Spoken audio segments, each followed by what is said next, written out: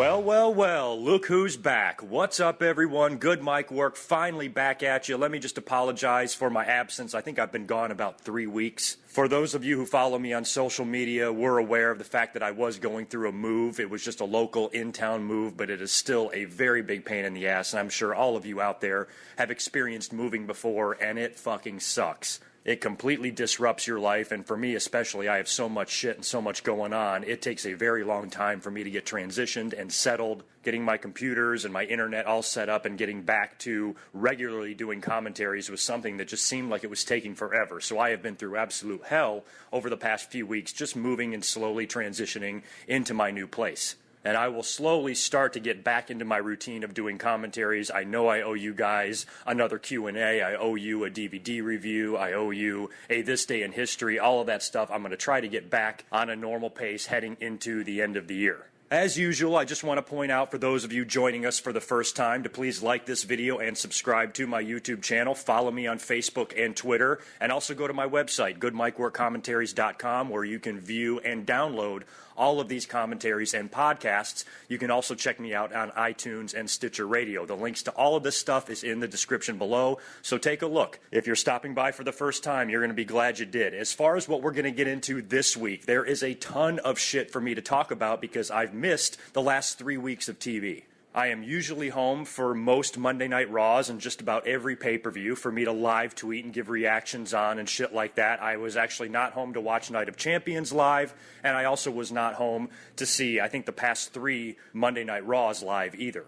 I was slowly able to check out bits and pieces of each show. The shows were nothing special. The ratings have actually been in the shitter lately, so if I was ever going to have to take a small break or be extremely distracted from commentaries, I guess this is a pretty good time of the year to do it, because heading into Hell in the Cell, this card actually does not look bad. I'm somewhat excited for this pay-per-view, but the build-up in the Monday Night Raws have just been shit, you know, and they're really being exposed what a poor idea the 3-hour Raws are. I mean, they get really boring and really drawn out, and then when you add the fact that it's football season now, and Monday Night Raw each and every Monday is going to be going head-to-head with an NFL football game, you know, they are struggling. So they really stacked the deck on the October 19th edition of Monday Night Raw, putting Ric Flair, Shawn Michaels, Stone Cold Steve Austin, The Undertaker, Brock Lesnar. After the show, they did Brock on Stone Cold's podcast. We're going to get into all that stuff, that Monday Night Raw, Brock's appearance on Stone Cold's podcast, the build-up and the storylines to Hell in the Cell, as well as Hell in the Cell predictions, and even a few other things at the end of this video. As for right now, just what I want to touch on, things that I have missed since I've been away. The past few Monday Night Raws have not really been the greatest. A lot of them, as we've all seen, has been centered around Kane and Seth Rollins. That's going to be our big title match at Hell in the Cell. Not even really going to be the main event, and I think I mentioned in the last commentary that I did that Kane, I think, was really just thrown in there to give Seth Rollins an opponent to defeat and continue on his title reign. Seth Rollins, I will say this in a little bit of a mini rant, I think is absolute horseshit the way he's been booked lately. I am team Seth Rollins. I think the guy is phenomenal. Definitely, I think he is the best in-ring worker that company has. He seems to come through night in and night out and comes through the most consistently of anybody else on the roster. So I think right now they actually have the belt on the right guy. The problem is I'm starting to buy into a little this complaining. I don't like to complain. I like to observe and watch wrestling in a very casual sense. I never fucking care who wins. I don't give a fuck if John Cena wins 100 matches in a row. I simply don't give a fuck. Kind of like Brock Lesnar, and we'll talk about him later.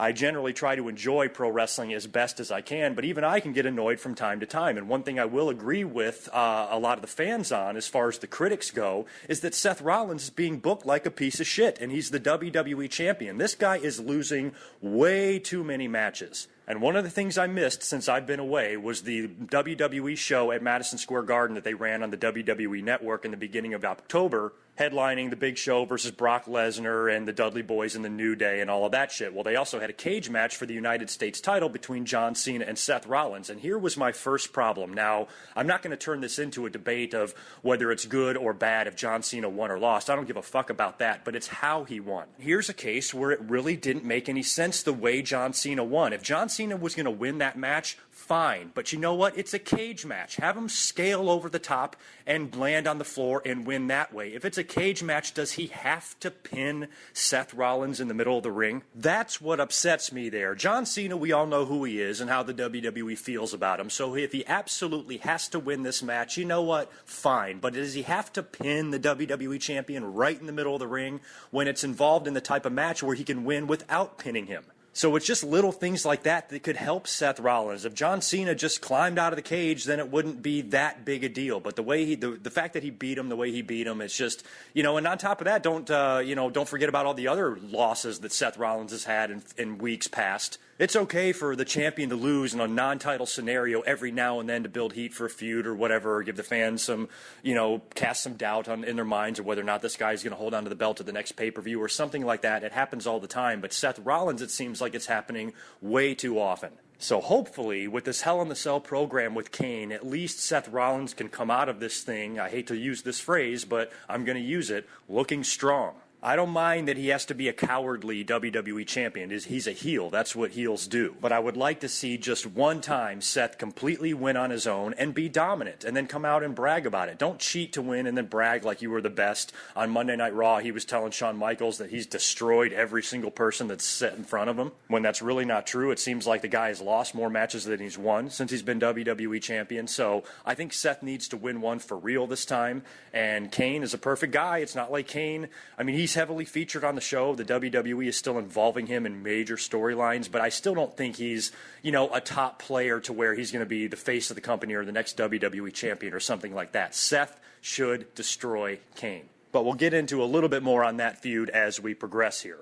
And since we're on the subject of that Madison Square Garden show, let's just briefly touch on that. The only other thing, of course, that happened was Brock Lesnar versus The Big Show.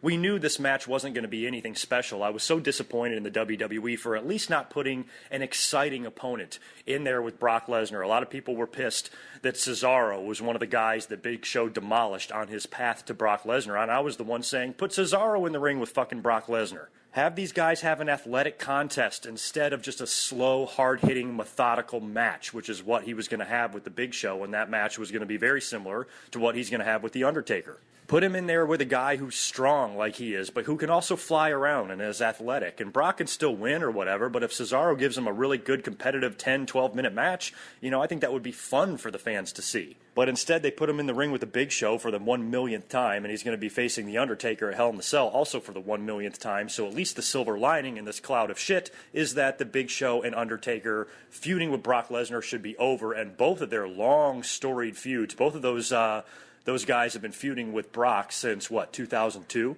on and off. So that's a lot of history there between the three of them, and hopefully October of 2015 will wrap up business in the storied rivalry between these three motherfuckers. The match, of course, was nothing special at all. Brock Lesnar was able to pick up an F5 The Big Show like we all knew he would because he's superhuman, freakishly strong. Beat The Big Show rather handily, and that was that. The New Day also did get the upset win over the Dudley Boys. I was saying, the Dudley Boys are back. They're obviously going to get the belts. What even happened in that? It was like 3 weeks ago. All I know is New Day walked out with the belts, so maybe they didn't even win. It was a DQ. I apologize for not knowing the exact result of that match. There's so much to talk about here, and my brain is such a jumbled up pile of shit right now.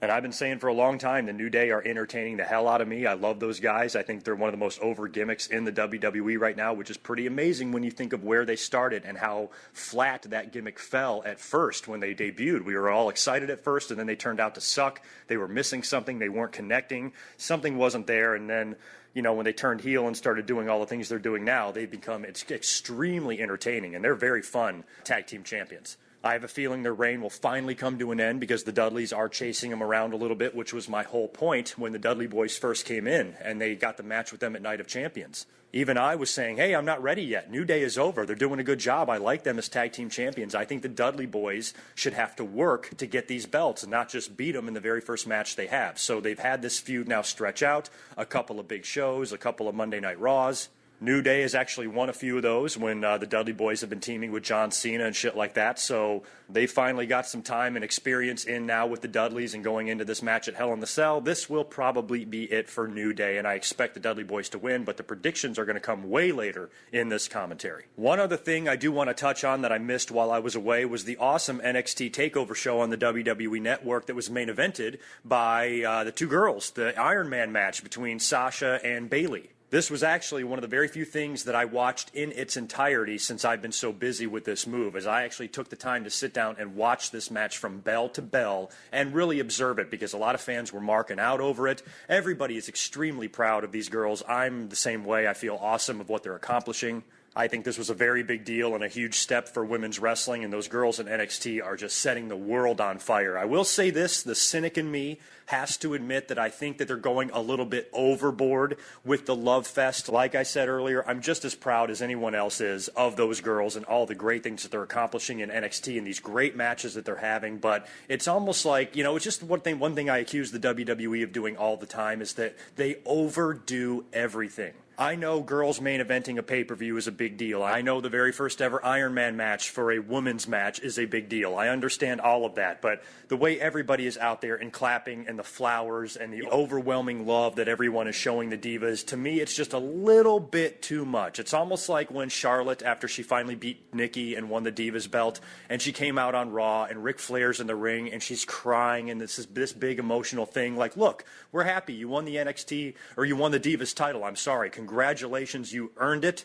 We're all happy for you. We're all proud of you. But don't cry as if you're getting inducted into the WWE Hall of Fame. Charlotte's career has just started. She's probably going to wind up holding that Divas title 10 or 15 different times throughout her career. This first one, while it's a big deal and we should all be happy for her, just don't fucking go overboard with it. And that's my only complaint about the Divas, is that, yes, they worked hard and they deserve all this love and support. It's just, to me, a tiny bit too much. But that's beside the point. The match itself was fantastic. Those girls really did a good job of pacing themselves, keeping the fans interested throughout the entire 30 minutes, because you can really lose an audience sometimes in these really long, drawn-out matches if you're not capable in there. And these girls, being relatively new to the business, only being in there a couple of years, being able to put on a match like that, I was thoroughly impressed with everything they did. And congratulations to both of them. Everybody loves this Bayley chick. She was able to retain, of course, the title. It was a match that they had to have and win because Sasha is pretty much on the main roster now, so she had to go back and get her rematch and try to win the belt back and fail at doing so.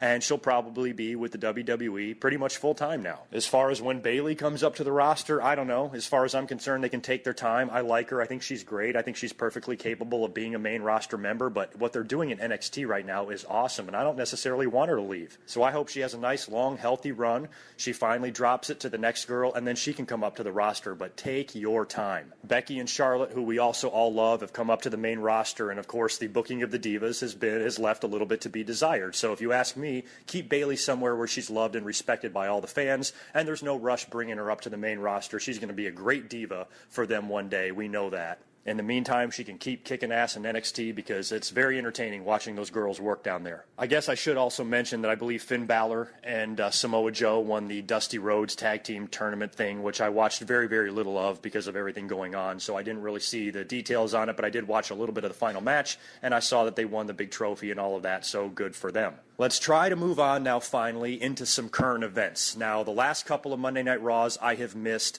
I'm really not going to talk much about them. I'm going to maybe touch on them as I discuss this current Monday Night Raw, the October 19th edition, that was opened up by Stone Cold Steve Austin. I don't even remember the last time we saw him come out to the ring. WrestleMania 30, I think, was the last time I can remember, and before that, I have no idea. Maybe it was that time with The Miz, when Miz was WWE Champion and Austin got in his face, one of my favorite promos ever. Austin was out there to open up the show and introduce The Undertaker. Austin and The Undertaker, I don't think they were even really in the ring together. Austin introduced him and got out of the ring, but still, for Austin to come out to the ring, cut a small promo, plug his interview with Brock Lesnar in Hell in the Cell and all that shit, and then introduce The Undertaker to the crowd. Yeah, WWE, I think, realizes there was a problem with the ratings, and they want to open the show with Stone Cold and The Undertaker. When you think about where we are in 2015 in wrestling and in our lives, how many times are we ever going to see Austin and Taker on the same show again? These are very rare moments, and this could very well have been the last time we see this. Now, Taker comes out there, of course, and starts cutting a promo on Brock, and it's almost as if WWE can't decide who they want to be the heel and who they want to be the face in this thing. I think they're trying to make it as real as possible. When Undertaker first came back and nutshotted Brock, cost him the WWE title, and then he nutshotted him again, and he pulled some shady shit at SummerSlam to win the match. It's like Taker seems like he's the heel here, but now he's in the ring cutting a promo like a babyface. Brock Lesnar and Paul Heyman come out to the stage. Heyman, of course, cuts a Dynamite promo as always, and Brock starts coming down to the ring. Undertaker calls him out, says, "Get in the ring right now, let's do this."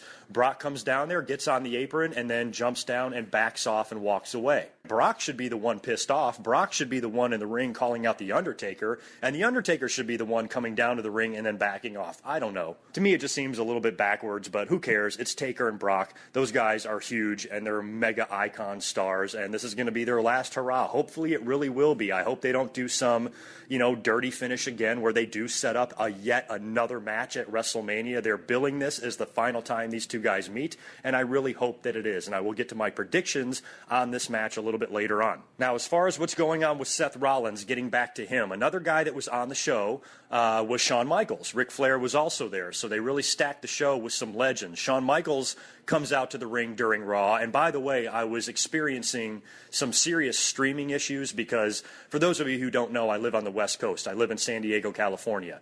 The cable provider that I've always had out here shows Raw on the USA Network on its regular time, 8 p.m. The problem is on the Pacific Coast, it's 3 hours too late. So the only way I can watch Raw live is to stream it online just using some bullshit website. And the stream that I was using was really fucking up, and I missed a good portion of the first hour of the show. So some of this stuff I had to go back and watch on a replay or whatever, and it's just been a pain in the ass. I've had so many fucking frustrating things happen to me since I've been moving. But anyway, I know that Shawn Michaels came out, cut a promo.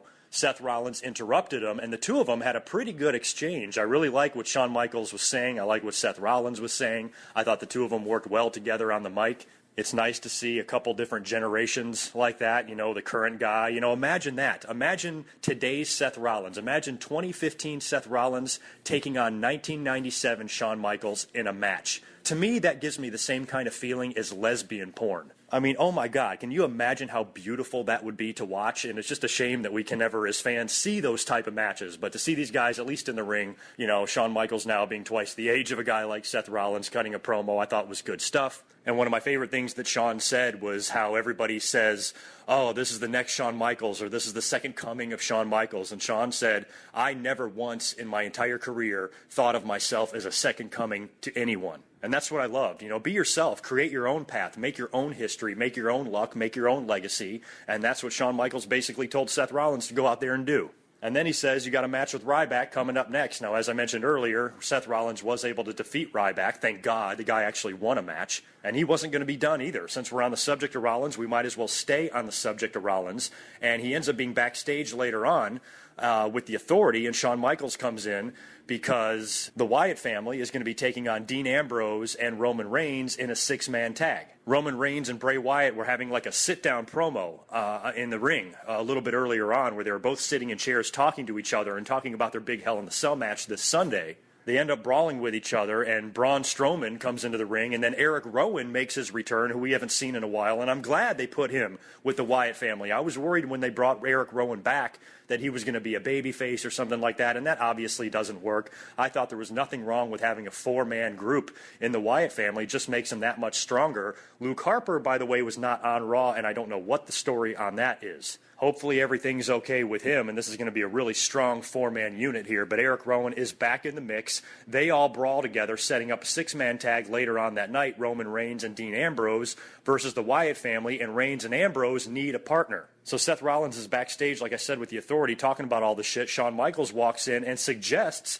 that Seth Rollins be the guy to team up with Roman Reigns and Dean Ambrose. And, of course, Stephanie and Triple H are like, no, fuck, are you crazy or whatever? And Seth Rollins actually says, yeah, I'll do it. Fuck it. I'll show you how great I am. I'll go out there. And to me, I just got an instant boner because everybody remembers what a big fan of The Shield I was. I can't even really explain why I marked out for those guys so hard. I just thought that all three of them had something about them that I liked. I thought they were all going to be huge stars in the WWE and had huge potential. And I loved the way they were being booked and the way they were kicking everybody's ass. Even Triple H and his buddies Orton and Batista were putting these guys over. They were badass, and I loved the Shield, and I actually thought that they broke up too soon. So the fact that Seth Rollins is going to be teaming up with these guys and the Shield technically is going to reunite for one night only, I thought was fucking great. Even though you knew Seth Rollins wasn't going to play along, he wasn't going to cooperate, he was going to do something shitty in the match, but to me, I didn't care. Just the fact that 3 of those guys were on the same side again, even if just for a few minutes, to me was really awesome. So Seth Rollins agrees to be these guys' tag team partners in the main event. Now let's just fast forward to that main event, and of course Seth Rollins did powder out like we all thought. He refused to tag Dean Ambrose and walked to the back, leaving Ambrose and Reigns to fight off the entire Wyatt family by themselves, and they held their own. They both got chairs, were beating the shit out of everybody. A lot of the spots in the brawling was really good and really entertaining. The fans seemed very, very into it. But we really didn't get a winner. WWE just wanted to set up the Bray Wyatt, Roman Reigns Hell in the Cell match this Sunday where this big feud should be blown off. I mean, if you're having a cell match, I cannot see or cannot imagine how it's going to go beyond this. They've been making Roman Reigns look very, very strong during all of this. And I like Roman. I definitely like angry Roman with a chair in his hand. Monday night, he looked like somebody that was legitimately scary. And the way he flies over that rope like that, Undertaker style, when he did that top rope dive, I mean, he was almost like kicking his arms and legs through the air as he was flying. It was unbelievable to watch. The guy's a pretty badass athlete, and I wish the fans would lighten up on Roman Reigns because I think he's pretty good. I could do without that silly little grunt that he does before the spear. I could do without shit like Brie mode too or whatever, so I'm not saying Roman Reigns is perfect, but I think he definitely does not deserve all the shit that's heaped upon him day in and day out by these fans. Now let's backtrack a bit because there's a few other things to discuss regarding Monday Night Raw and the current storylines. Another big thing that's going on in the WWE is the angle involving Rusev and Lana and Dolph Ziggler and Summer Rae. Now, all of us have been shitting on this feud since the minute it started. I've been right there with everybody that says that this is dumb and it's horrible and it needs to fucking end, and thankfully it looks like it has. But it didn't end the way WWE wanted it to. Here's the thing. Lana and Rusev, of course, we all know are a real-life couple. They got engaged in real life, and TMZ broke the story that the two of them were going to be married. So WWE, come to find out, at least the internet stories that have been out there are saying that Vince McMahon is furious. He's livid. He's so mad about the TMZ leak. And it caused WWE to have to change their storyline plans. Or first of all, I love Vince McMahon, but sometimes he is a really fucking huge idiot and a complete doofus. I mean, everything, this is the internet age, dude. It's TMZ era. Everybody knows everything about everyone now. Whether TMZ reported this or not, the fans were going to find out about it. Everybody knew that Rusev and Lana were a real-life couple. What's the difference if they're engaged or not? The fans already know that they're together.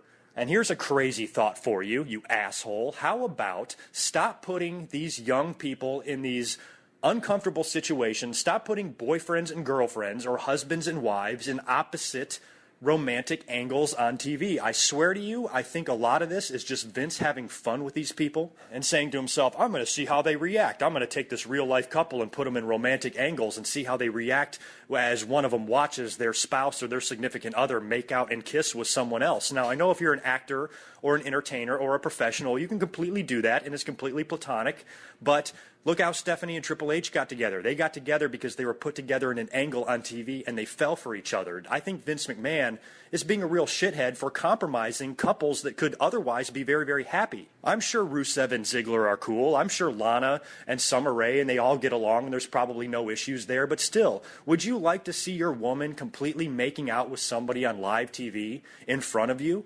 I think the WWE purposely does shit like this just to fuck with the wrestlers, and I don't think that's right because this angle was not something that was really selling a whole lot of tickets. It wasn't one of the hottest things going. Most of the fans were shitting on it. To me, it seemed completely unnecessary. Now, if it's a white-hot angle or, you know, something is just really, really over and getting over, then I say, yeah, fuck anybody's personal feelings. Just do what you got to do for business. But this was an angle that has not been over from the start, and I think Vince McMahon says to himself, oh, Lana and Rusev are together. Let's break them up on TV and have them be with other people just to fuck with them in their personal lives. To me, I just think that that's horribly wrong. And then when the two of these people in their personal lives decide to make the decision to get married, you're going to be pissed about it? Fuck you, Vince McMahon. For once in your fucking life, do the decent thing and stop doing shit like this to these people. You don't have to look any farther than your son-in-law and how he got with your daughter. and you completely destroyed a woman who at that time had not completely lost her mind yet in the process. China was still of sound mind and body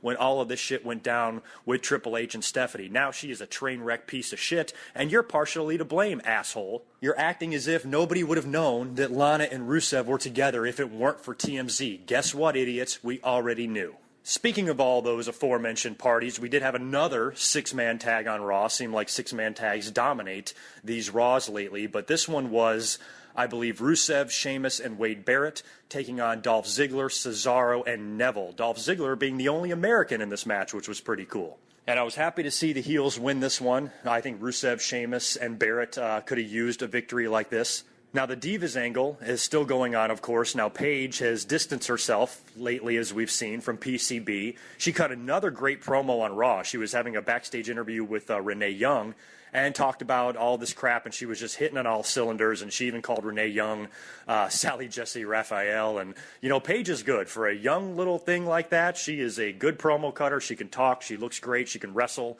I love Paige. Huge Paige fan. And I like what they're doing with her because I think Paige, you know, she's got that edge to her. She's a little...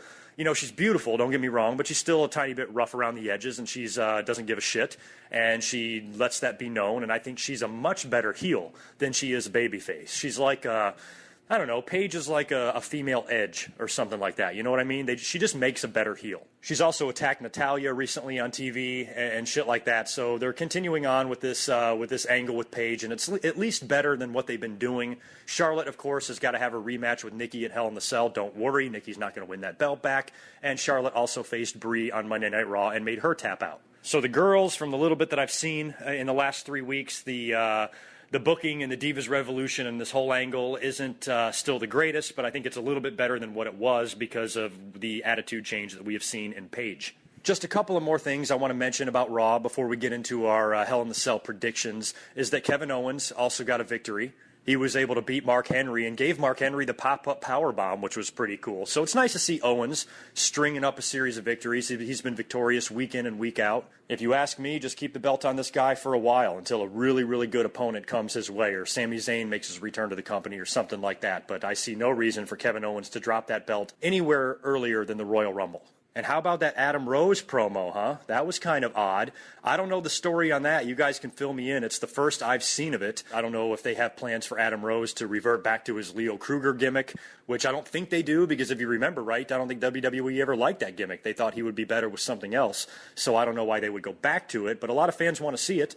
And Adam Rose, the previous character that he had, was of course a joke and stupid and retarded, and nobody gave a fuck about that anyway. So Leo Kruger definitely cannot be any worse. And hopefully Adam Rose comes back a little bit more realistic and with an edge and not such a joke, and I don't want to see any fucking dancing bunny rabbits and shit like that out there. If they're going to do something with this guy, do something with him, and hopefully it looks like they are. So give me the details on that. What's the word on the streets as far as who Adam Rose is calling out, what this shit is all about, who he's going to be feuding with, what his gimmick and character are going to be like. I really don't know any of this stuff, so you guys have to inform me on that. Now, as far as after Monday Night Raw goes, of course, Brock Lesnar was the guest of Stone Cold Steve Austin on his podcast that aired on the WWE Network immediately following Raw, and I watched the whole thing, and it was definitely a very good interview. I think a lot of fans were disappointed that they didn't really set up anything for WrestleMania 32. I don't even know if they touched on it. I mean, did they even mention what happened between Austin and Heyman during that last podcast that he had with him? I don't even know if it was brought up. So it looked like they officially squashed any rumors that these two guys are going to be working together. They didn't tease anything.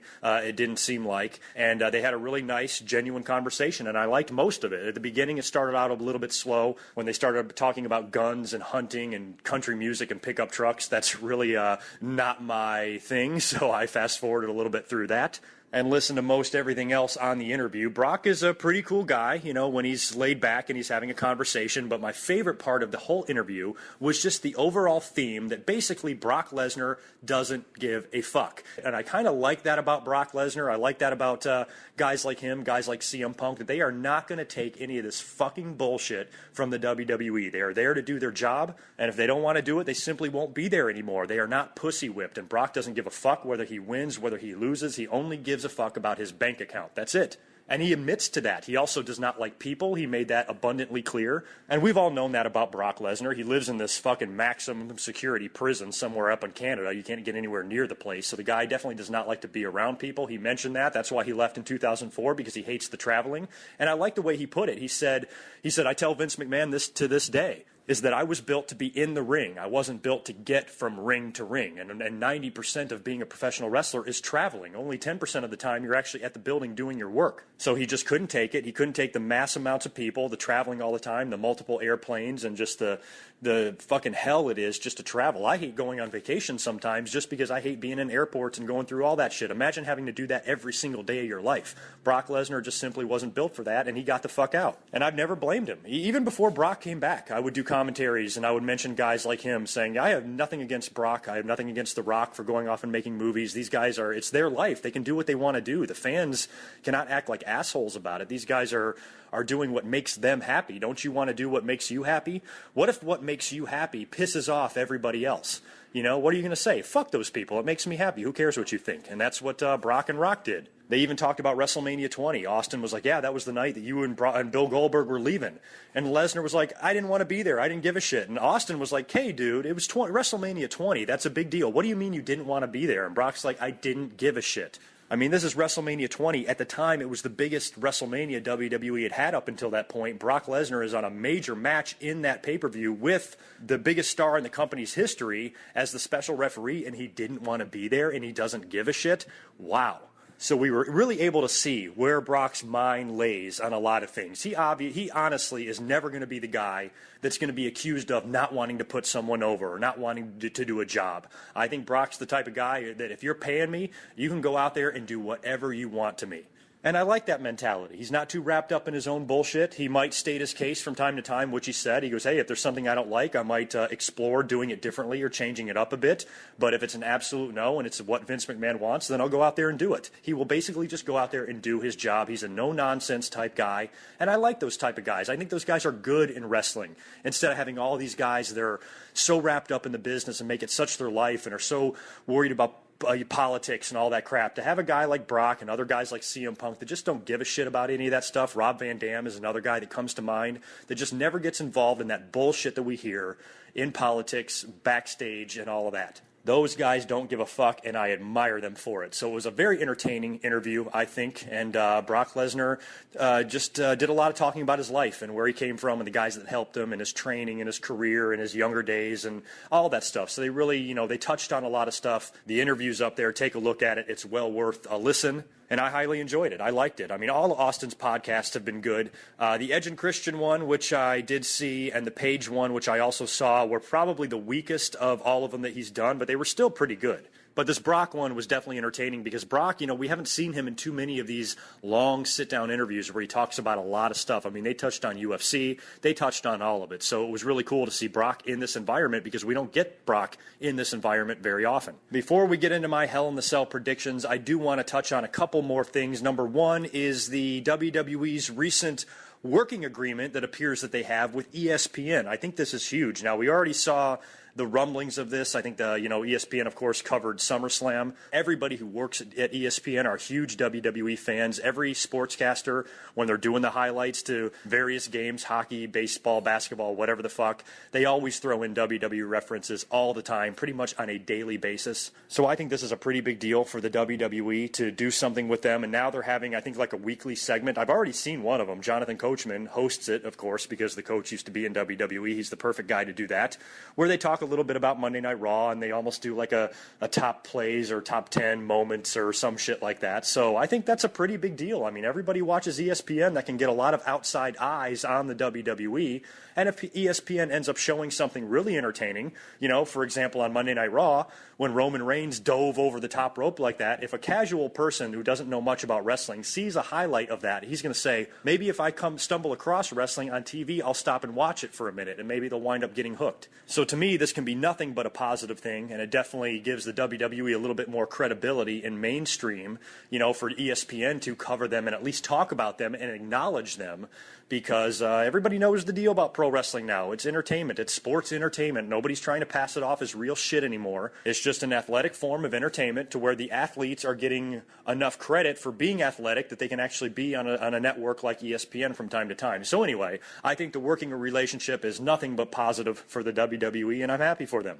Now it's time for the Hell in the Cell predictions. I apologize if my voice sounds a little bit different. I have actually switched rooms. My new place is still very unpacked and very empty. The acoustics are horrible in there, so I've actually switched rooms, even using a different microphone, so my voice might sound a little bit different than it just did previously, because I'm recording the predictions portion of this commentary a couple hours after I recorded everything you just heard. But there is so much to get into here, I wanted to take a little bit of a break before I started talking about these predictions. So, Hell in the Cell, I'm going to do my best to predict this pay-per-view, even though I've been a little bit out of the loop lately as far as WWE TV goes. I still have some opinions and some things I would like to see happen on this pay-per-view, and I'm going to do my absolute best to predict this thing as accurately as possible. Let's start right at the bottom. The kickoff match, it's going to be a rematch from Monday Night Raw. It is going to be Dolph Ziggler and Neville and Cesaro taking on Rusev, King Barrett, and Sheamus. As far as who wins this match, I don't care. Considering the fact that the heels won on Monday Night Raw, I have a feeling the babyfaces will win this time around, so I'm going to predict Ziggler, Cesaro, and Neville to pick up the victory in the kickoff match. WWE Tag Team title match. I touched on this a little bit earlier on. This is the match that I think the Dudley Boys would win. Now, even though I'm predicting the Dudley Boys to win here, don't think that that means that I automatically want them to. I love the New Day, and you guys know that. I would be perfectly fine if New Day was able to retain these belts yet again against the Dudley Boys. But when you follow the storyline, they've basically been feuding since the minute the Dudley Boys came back to the WWE. They've been escaping a couple of title matches against the Dudley Boys, and it seems like storyline-wise, it's time for them to get theirs. So I do predict that the Dudley Boys will once again become the WWE Tag Team Champions over 10 years after they held them the last time. That is absolutely unbelievable. So Dudley Boys is who I'm picking to win, new Tag Team Champions. Speaking of champions, Charlotte, of course, is going to defend the newly won Divas title against Nikki Bella. Nikki Bella is getting her rematch. Again, this is something that to me is a no-brainer. I don't see any reason in the world for Nikki to regain this belt. I say Charlotte beats her and beats her easily. So Charlotte to retain there. Speaking of retaining titles, Kevin Owens, you damn right he's going to retain this Intercontinental title. I have no doubt he'll beat Ryback. He fucking better. Sticking with the theme of easily predicted matches, or what I consider to be easily predicted matches, let's do the first Hell in the Cell match. It's going to be Roman Reigns versus Bray Wyatt inside of the cell. Nowhere for Bray to run and hide. His cronies cannot hop in the ring, although there's no reason why they couldn't get in there. I'm sure the Wyatt family can figure something out to get into the ring to beat down Roman Reigns, but I still think, much like the Dudley Boys and the New Day storyline, if you follow this one with Roman Reigns and Bray Wyatt and how this big cage match is going to be the blow-off, and of course, WWE loves Roman Reigns, you got to think he's going to pick up the victory here. Finally washing his hands of Bray Wyatt and the Wyatt family forever. There is still the outside chance, though, that the Wyatt family could find their way back into the ring. Maybe Luke Harper makes an appearance at this pay-per-view since he wasn't on Raw. Maybe somebody's hiding under the ring. Maybe they bring bolt cutters and cut through the cage and get in there and beat the shit out of Roman Reigns, and it's pretty much a 4-on-1 situation, and Bray Wyatt winds up getting the victory. If that happened, I'd have no problem with it because I love Bray Wyatt. I love the Wyatt family. They should stay strong right now, especially with that beast of a man they have in that faction by the name of Braun Strowman. So if they were able to figure out a way for Bray to beat Roman Reigns, I certainly wouldn't complain, but I'm predicting Roman Reigns to beat Bray Wyatt and finish this motherfucker off. Here's one of my favorite matches that I want to predict because I really hope the WWE does something fun here in the John Cena U.S. Title Open Challenge. Now, there's rumblings online. I don't know how true these rumors are because I've only heard it from most of you. Like I said, I haven't been paying too much attention to a lot of the backstage news stories going on in the past few weeks, but the rumor is that John Cena is going to be taking a little bit of time off. I don't know if he's filming a movie or what the fuck he's doing. All I know is apparently he's going to take a few weeks off. So if he is going to do that, they might have to take the belt off of him. So if they take the belt off of him, who do you put it on? Do you put it on a guy already on the roster, Or do you put it on a guy that maybe comes up from NXT? I think it could go either way. Now, I've never been a big fan of people coming in and winning belts on their first night. I really think the WWE should avoid doing that. If they're going to take the belt off of John Cena, it needs to be a current roster member. But who is it going to be? Somebody not currently on the roster. I would like to see it be someone like Sami Zayn. I know he's going to do some work with Evolve. I know WWE apparently has got a working relationship with them. And they're going to let them have Sami Zayn apparently for a couple of shots. So I think that's really cool. And that's just, that goes to show you, that's all Triple H right there. You think Vince McMahon has any idea who any of these little independent promotions are? No way. Triple H is the one keeping his eye on that shit. And I think it's a good move. And I think it's awesome that Sami Zayn's going to go back and work for them for a shot or two. So if it's someone like Sami Zayn, he can come in, upset John Cena. Then you got Zayn and Owens both holding belts in the WWE. So if it's anybody from the NXT roster, I think it has to be him. I think if you bring up Finn Balor or if you bring up Samoa Joe, would be really cool if Joe came in there. Now, if there was one guy that could come in and win a belt on his first night, I might say it would be Joe, because technically he is a veteran at this point. He's by no means a rookie, he's by no means green, and he is by no means young. So if he came in and knocked off John Cena for the U.S. title, I think that would be pretty awesome. There's other guys like Baron Corbin, who the WWE really seems to like. I guess technically it could be any of those guys, but again, like I said, I'm not a huge fan of somebody not currently on the roster coming in on their first night and winning the belt. I don't think that's the smartest booking. So if you put it on a current roster member, who do you put it on? Guys like Cesaro and Ziggler are already involved in matches on the kickoff show. Not that it couldn't be one of those guys, but I highly doubt that it would be. So there's one other name out there that I'm thinking about. What about Daniel Bryan? We still don't know the status of his injury. He basically says he wants to come back. He's good to go. He's ready to wrestle. But a couple of doctors still have to maybe give the green light on it. So if WWE is keeping his status hush-hush or on the down low, maybe he's been cleared and the WWE doesn't want to say anything. If they were to bring him in as the surprise opponent, he can beat John Cena. That instantly gives you a credible champion to take the place of John Cena while he's on the shelf. So really, when you think about it, it's kind of impossible to predict this match because, number one, you have to predict the opponent and you have to predict the winner, and that's really hard to do. So I'm going to predict only because the rumors say that John Cena is taking time off, and this is a pay-per-view, and this is a mystery opponent. You think that the WWE would set you up for something big here. I think it would be a little bit of a letdown if it was just some random opponent, if it was Mark Henry or somebody like that off the roster, comes down to challenge John Cena, and then John Cena beats him. And then he takes his time off with the belt. So I have no idea what the WWE is going to do, but if it was up to me, I would love to see it be Daniel Bryan. Comes in, has a great babyface match with John Cena, beats him. John Cena shakes his hand, presents him the belt at the end, and says, all right, I'm taking some time off, but when I come back, I want the first match, motherfucker. That, to me, would be absolutely fantastic, but I think I'm dreaming. I don't know if that's really going to happen. I don't know if this U.S. title match is going to be anything great. We already have 2 Hell in the Cell matches and a WWE World title match taking place on this pay-per-view. If they have some big surprise and have John Cena lose a big match, it almost seems like it needs to be a little bit higher up on the card. I don't know. His match could be semi-main event for all we know. I don't know if they're going to spread out the 2 Hell in the Cell matches, maybe have Bray and Roman Reigns in the beginning, and then Taker and Brock to close the show. I don't know. So I don't know where John Cena's match is going to be placed on the card, but I think this is a really good opportunity for them to give us something fun. And I think Daniel Bryan returning and taking the belt from John Cena would be pretty badass. I wouldn't necessarily complain if an NXT guy or a Sami Zayn or Finn Balor or somebody like that came up to the main roster, knocked off John Cena and won the belt. It's not like I would be completely against that idea. I'm just not a huge fan of it, so don't mistake what I'm saying. So really the only thing I can do is predict whether or not John Cena will hang on to the title or not, and I predict that he will lose it. Normally, I wouldn't predict that. He just won the belt back. I can't imagine him losing it right away. But if he's going to be taking time off, I think he should drop the belt, leaving an open storyline for him when he returns. So John Cena, I predict, will drop the U.S. title. To who he will drop it to, I have no idea. WWE title match. Champion Seth Rollins defending against the Demon Kane. Now, to me, there's only one possible outcome here. Seth Rollins absolutely must defeat Kane and retain the WWE title, and he better defeat him clean.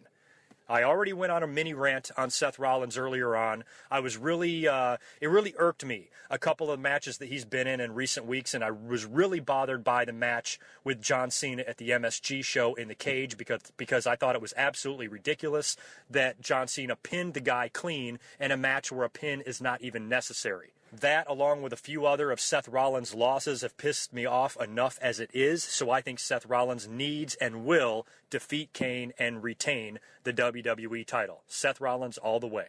Now on to the main event match. Now, I'm not missing anything, am I? I think I got all the matches in. I think there's 7 or 8 matches on this thing if you include the kickoff show. But the main event will no doubt be The Undertaker versus Brock Lesnar in the Hell in the Cell. Now, at least I think this is the main event because if you remember Seth Rollins' promo with Shawn Michaels on Raw, he said that he was going to stop the show. So I don't know if that means he's going to be in the main event and him and Kane are actually going to main event this thing. I don't think that they should. Even though it's the WWE title, you're talking about Taker and Brock, you're talking about Hell in the Cell, you're talking about the final time that these two guys are going to meet, ending their long, storied rivalry that has lasted over 10 years. This match has to be the main event, title or not, and it better be. Some fans aren't that excited about this match, and I can understand why, because Brock Lesnar and The Undertaker tore the house down in the Hell in the Cell 13 years ago in 2002. One of my favorite Hell in the Cell matches ever. Brock looked like such a badass. The Undertaker was bleeding like a stuck pig. Now, 13 years later, when Undertaker is extremely old, they're supposed to go into that Hell in the Cell and have a PG cage match. How the fuck are they going to do that? And, you know, there's no way they're going to top their 2002 match. I could be wrong, but I highly doubt that they will. So I don't know the quality of match these two guys are going to give us inside the Hell in the Cell. I think they're both pros and they will both surprise us. The WWE can add some twists and turns and drama along the way to make this match as exciting as possible, since the actual in-ring action might not be the fastest, quickest, most hard-hitting shit we've ever seen. And plus, with the no blood and all that bullshit, you know, we might not get any of that. Hopefully, you know, it seems like if there's one guy that's exempt from the blood ban is Brock Lesnar. He's been bleeding a lot since he's come back to the WWE. So if he goes in there and blades or something like that, I think that would really help add to the match. I think this match calls for it and it needs some blood. I mean, this is a long, storied rivalry between the two. Undertaker's streak was defeated by Brock Lesnar. Undertaker came back and cost him the WWE title. Both of these guys want to kill the other, and I think that it should be a brutal, hard-hitting, bloody match, if at all possible. As far as who's going to win, you know, it's tough. I got to go with Brock. I think Brock Lesnar is the guy that needs to win this, especially since Undertaker won at SummerSlam and he cost Brock Lesnar the WWE title. You think Brock has got to get the victory here, and then you got to wonder, is it going to be clean? Like, how clean is it going to be? Are either one of these guys going to have to resort to any shenanigans to get a victory here? And if the victory is not clean, does that mean that there is a potential fourth match here? Do these guys work again at WrestleMania 32? You got to think the company, WWE, wants to position both of these guys for big matches at that pay-per-view in Dallas. So which one of the two can afford a loss? Can Brock Lesnar really go into WrestleMania 32 after losing his blow-off feud match with The Undertaker? And can Undertaker afford to go into WrestleMania 32 to have a big match against, I don't know, Sting or someone like that, or John Cena, if he's going to lose to Brock? So who do you put over in this match? I got to say Brock. I think Brock is your more long-term moneymaker because he's got a couple of years left on his contract. He's definitely going to be working a lot more than The Undertaker. If you follow the storyline between the two, Brock Lesnar has really owned The Undertaker. He did in 2002, and of course he ended the streak, and then Undertaker had to resort to some shady shit to get the victory at SummerSlam. I think Brock has got to win this thing, and I'm going to predict him to win. I would like to help you guys out more and predict how he's going to win. I really don't know.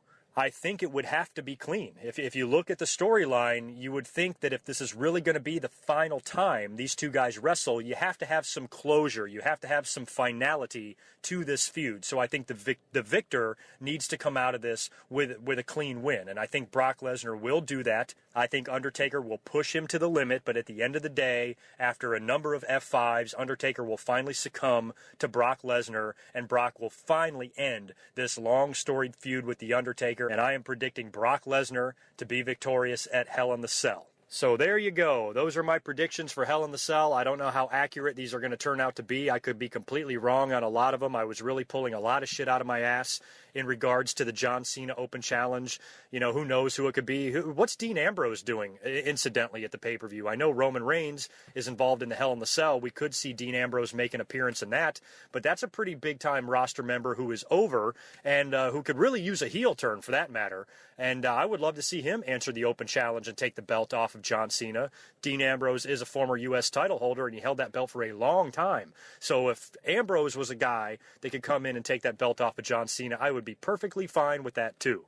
As of right now, I am scheduled to be home watching the pay-per-view live, so I will be live tweeting. I will also do my best to get up and do a reaction video after the pay-per-view. Most likely, I will be able to make that happen. If for any reason I don't, I will simply wait until the next night after Monday Night Raw and do a commentary on both shows. So with that being said, I want to thank you guys for listening. I've got to get out of here. I apologize for covering so much material in this commentary, but I've been really behind, and I know it was a clusterfuck and very jumbled and scattered around, but there was so much to talk about, I didn't even know where to begin. So hopefully I did my best to at least touch base on everything that I missed while I was away. Things should slowly start getting back to normal here on the Good Mike Work channel. I'm going to try to be back up here more regularly and start resuming a lot of my other series like the Q&As, DVD reviews, and shit like that. So just be patient. All of that stuff will start getting back to normal here very soon on the Good Mike Work channel. You guys have a great rest of your week. Enjoy the pay-per-view. Please join me on Facebook and Twitter during the show, and we can talk about it, and you'll get some live play-by-play reaction from me as we go through all of these matches, and I will be really excited to come up here